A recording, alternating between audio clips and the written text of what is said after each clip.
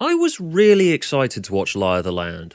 I probably shouldn't have been because I watched this well after the fact and everyone was telling me it sucked. But, you know, the Next Time trailer looked cool. It's written by Toby Whithouse, who I really like. In fact, before they announced Chibnall, he was my pick for next showrunner. But never before have I seen a concept that I like the look of so much executed this poorly. I was stunned at just how much potential Lie of the Land totally squandered here. And it's not even just because it's trying to cram a high-scale dystopia narrative into just 45 minutes and that's nowhere near enough time to tell a story like that, because it doesn't even use the short amount of time it's got to tell its story in efficiently. It spends about 15 minutes purposefully wasting time, and it just fucking... God, I can barely form coherent sentences, this thing was so inept. Okay, let's start at the start. Okay, an alien race retcons themselves into human history as their benevolent overlords.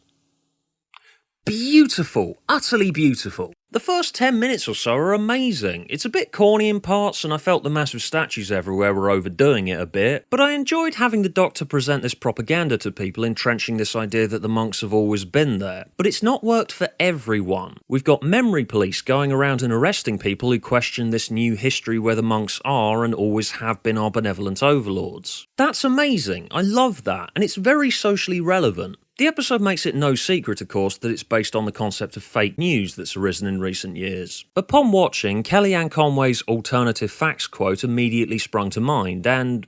Wait a minute. Wait, the Doctor is essentially Kellyanne Conway in this episode. Shit, was this foreshadowing to the 13th Doctor gender swap announcement? Fake news central.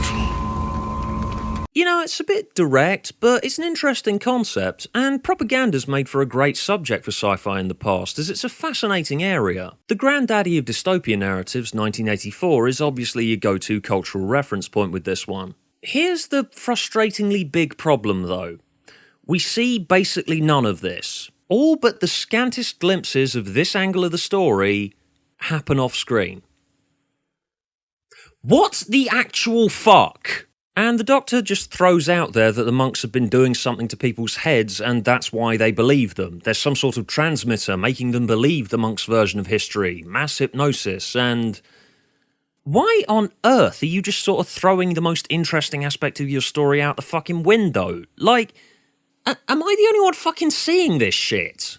The monks are using some kind of, something to control the population. They must be.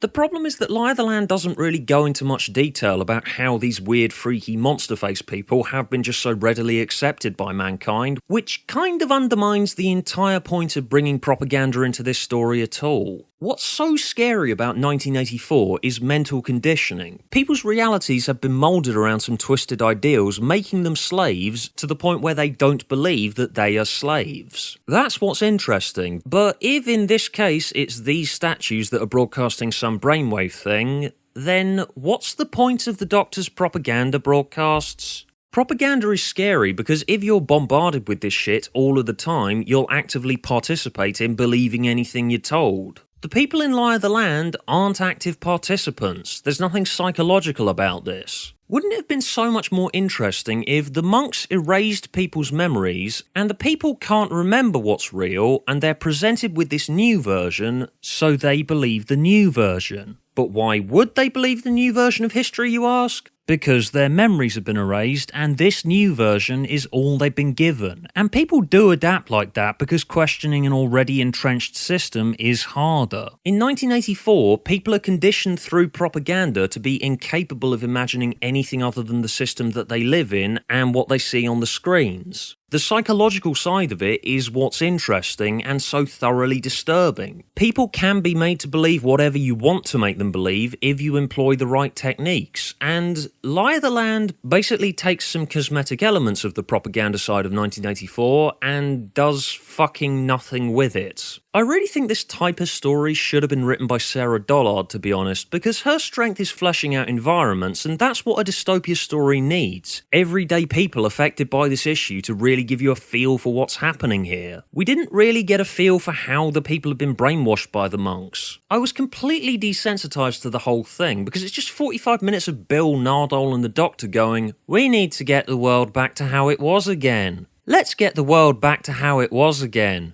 Woo! The world is back to how it was again. Instead of exploring all of these really interesting ideas and how they affect people, Lie of the Land actively wastes time by...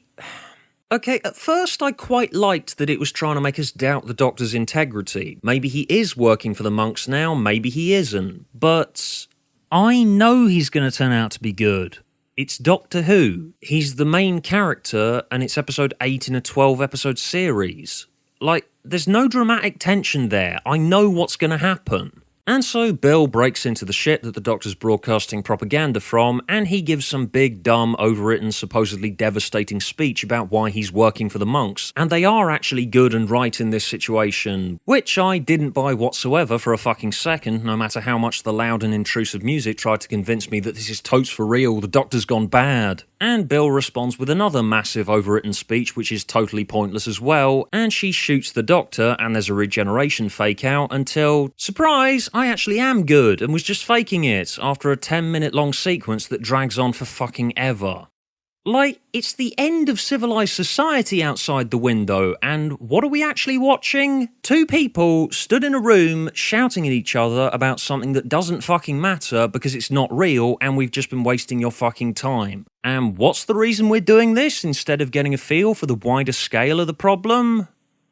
God knows, but my guess is that this was all we could afford for this 15-minute stretch of the episode because we wasted most of the budget on the massive statues everywhere, which in themselves ruined the entire point of the episode. This 15-minute sequence here of rescuing the Doctor does literally nothing for the story. And couldn't the Doctor have determined that Bill wasn't working for the monks some other way without having to emotionally traumatise her like this? Was this really necessary? What was the fucking point? Wasn't this episode supposed to be about Nardole and Bill rescuing the Doctor from being the monk's propaganda slave? That was what the synopsis said it was about, and I would have liked that. It would have been fun. I like Bill, I like Nardole now, and a Dr. Light episode where they battle through a dystopia to rescue him, that would have been pretty cool.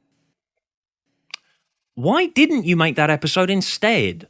Oh, and now we're going to the vault to talk to Missy about how, oh my god, how do we get things back to normal? With some bollocks about Bill being a linchpin or something. Michelle Gomez has done a better job in this series. I enjoyed her in this scene, although I would have preferred it if this wasn't the only time that Missy had been written by someone other than Moffat. So after a dumb, confusing scene of them crashing the pyramid, including a pointless bit where the soldier's transmitter gets damaged and he becomes the monk's propaganda puppet again, which does nothing but waste 2 minutes that could have been spent on any other aspect of this story. Yes, I'm still bitter about that. What of it? On the bright side, I like the design of the fake news chamber.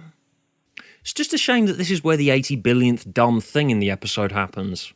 So, here's how they resolve it. Okay, so Bill manages to replace the image that the monks are broadcasting with her mother. And this works and stops everything because love. And love conquers all, and that saves the world. Somehow. And, oh god, I don't know. My brain had melted out my ears by this point. And the pyramid flies off into space. God, this is so fucking stupid. End this. I did quite like that the monks erased themselves from existence, and the moral of the story is that humanity never learns from its mistakes. What humanity's supposed to have done here? Fuck knows, because the monks were forcing them to obey with a transmission that scrambles their brains.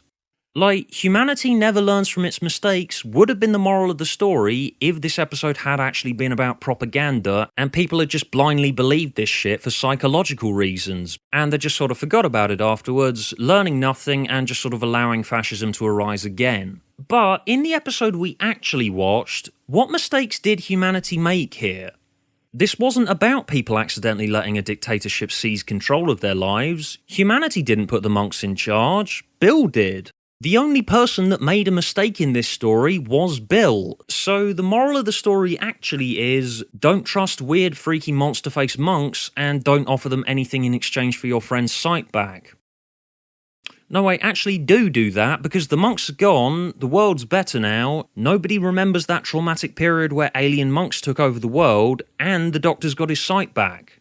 So there's no ramifications, no consequences for any of it, and no one's learnt anything. So in conclusion, what was the point of any of this? Lie of the Land was founded on such a good idea that was totally off screen for almost the entire runtime. And it ended the Monk trilogy and the Doctor's I'm blind period with a bullshit cop-out. Was no one thinking this storyline through? Did any of them have any idea of where it was going or what the point was? Was any one part of the Monks trilogy written with where it's going in mind? Was there any cross-communication between the three main writers in this trilogy? God knows, and I really can't be arsed trying to unscramble this bollocks any further. Okay, right, just anyway. Now it's time for... Prediction Corner, the section of He Who Moans where I try and predict what will happen in future episodes. Okay, since I've got almost everything I've ever said in these totally wrong, fuck it, going all out there. Okay, I predict that the Jodie Whittaker announcement is a fake out and they actually have got Bjork playing the 13th Doctor. I predict the first episode of the next series will see Bjork Doctor meeting her new companion, a talking space velociraptor from the planet Derossifil. And they go on a raid of a Dalek spaceship, where a new breed of Daleks with escalators for legs are trying to destroy the universe by wrapping it in interdimensional bubble wrap and suffocating it to death. Yeah, that's totally unrealistic. Yeah, it's far too interesting for Chris Chibnall, isn't it?